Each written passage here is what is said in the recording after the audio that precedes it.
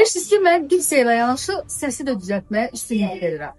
Bəs nəyə görə səsini düzəltmək bu qədər vacibdir?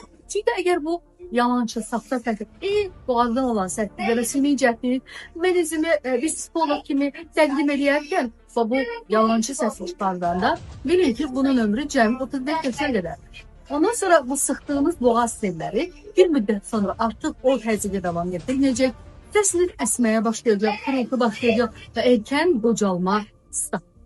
Digər üzvlərimiz kimi səs tellərimiz də qocalır. Xüsusən təzyiq altında illərlə işləyirsə. Bir-birimiz isə yaşı 35-i keçən qadınlar artıq bunu müşahidə etməyə başlayırlar. Hətta indi bu videoya baxırsınızsa, 50-dən yuxarı yaşınız varsa belə daha da səsinizi itirməmək üçün sizə bu kurslara yazılmağı təklif edirəm və nəinki sizə, ümumiyyətlə gənclər səsini qorumaq üçün bu yalancı səsdən imtina edib sinə səsi ilə danışmağı öyrənsinlər. Çünki 3 tür səs var: sinə səsi, diafraqm səsi və beyin səsi.